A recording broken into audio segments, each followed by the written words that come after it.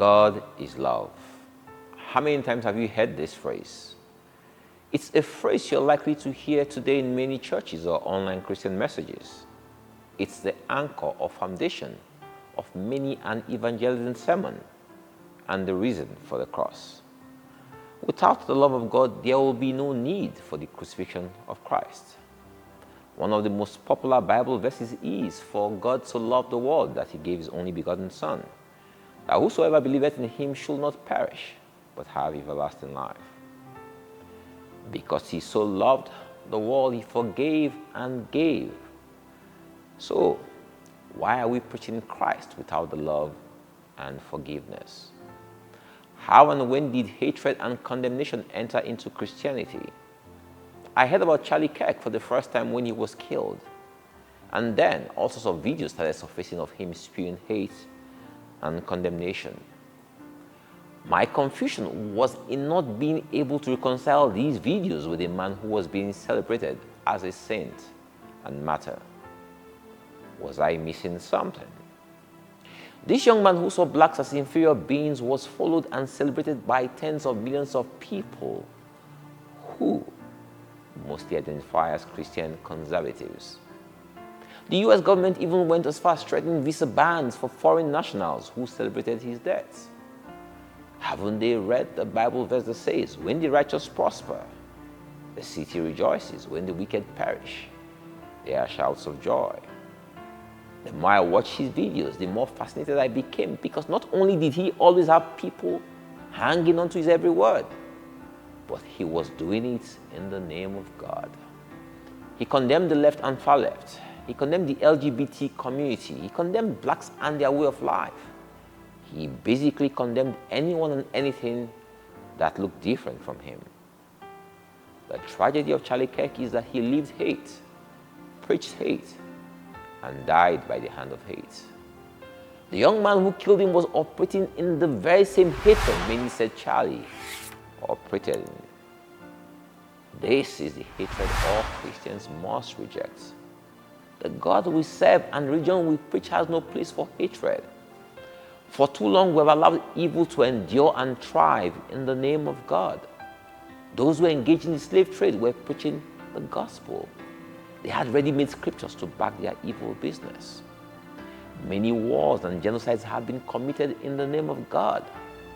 Majority of those who are racists, tribalists, or bigots are those who say they serve God. How does one reconcile this? We can't hide under the name of God to say we hate sinners and then perpetrate all kinds of crimes and sins against them. The limit of your hatred is to sin and not to the sinner. Only God has the prerogative to hate both sin and sinner. But God shows his love for us in that while we were yet sinners, Christ died for us. The job of the Christian is to intercede to God on behalf of the sinner and not to sit in judgment and condemnation over them. In Exodus 32, from verses 7 to 14, we see God telling Moses that the children of Israel, whom he had just rescued from Pharaoh in Egypt, had made themselves a golden calf to serve in the place of God. God said, "I have seen these people, and they are a stiff-necked people. Now, therefore, leave me alone, Moses, that my wrath may wax hot against them, and that I may consume them. And I will make of you, Moses, a great nation."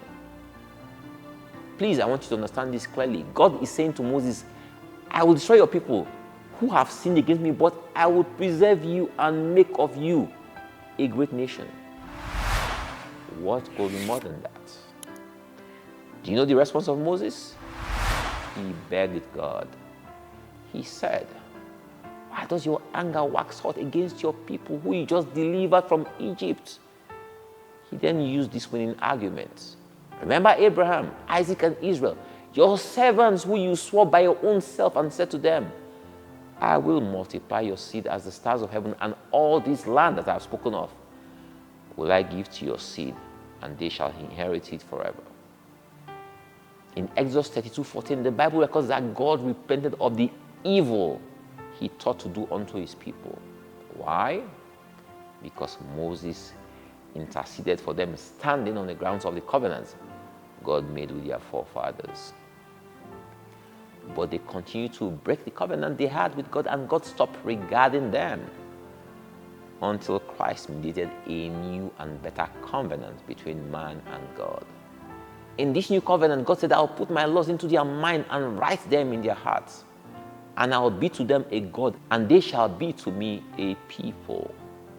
And they shall all teach every man his neighbor and every man his brother, saying, Know the Lord, for all shall know me, from the least to the greatest. For I will be merciful to their unrighteousness, and their sins and their iniquities will I remember no more. I want to repeat this verse again. For I will be merciful to their unrighteousness, and their sins and their iniquities will I remember no more. Why? Because Christ, the mediator of this new covenant, is always there with him to remind him of his covenant of love. This is also the role every true Christian should play.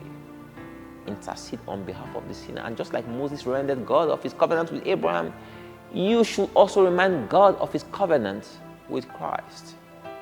Preaching hatred and killing others out of hatred, and calling the name of a God who has sworn to everlasting love with man is not the gospel. And God will deny all those who do this. God is love. His covenant is love, and his gospel is love. Anything outside of love is not God. God bless you.